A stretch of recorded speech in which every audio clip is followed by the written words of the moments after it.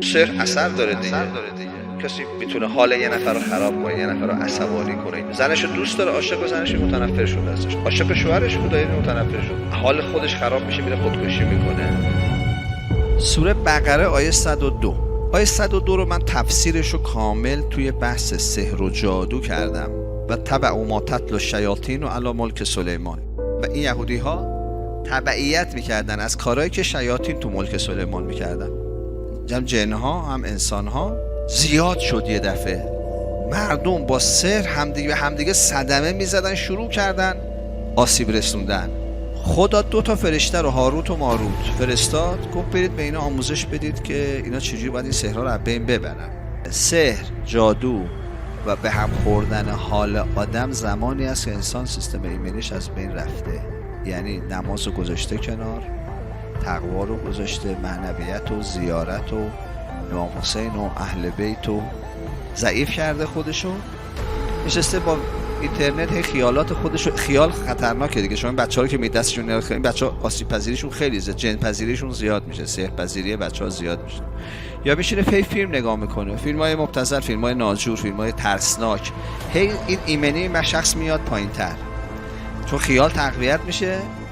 سحر از طریق چی وارد میشه؟ خیال وارد میشه دیگه. عقلی نداره این الان بتونه جلوشو بگیره، عقلانیتی نداره، چون شیطان وسوسه فقط میتونه بکنه دیگه. عدم تعادل کی میاد؟ کی آدم سرما میخوره یا کرونا میگیره؟ موقع که ایمنیش چیه؟ پایین، آماده است برای انواع مریضی ها، سرطان. پس وقتی ایمنی میاد پایین، آسیبم میره بالا. این یادتون نره.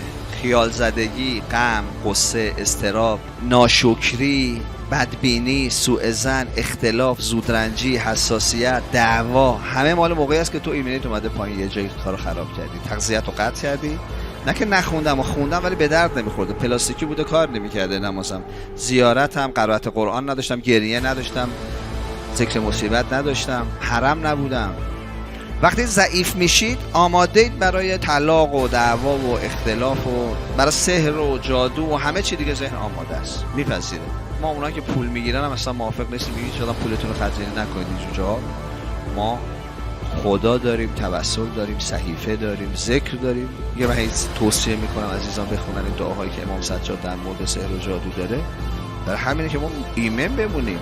توسل، دعا، ذکر ما رو ایمن نگه می‌داره. اگه تاکید میکنم دعاها رو فارسی بخونید، برای این هستش که متوجه باشید چی میخونید که این اتفاق استعاذه اتفاق بیفته. واقعا به خدا بگید خدا به پناه بده. وقتی عربی بخونید نمیفهمید، اون حاله اتفاق نمیفته، اون سپردن اتفاق نمیفته.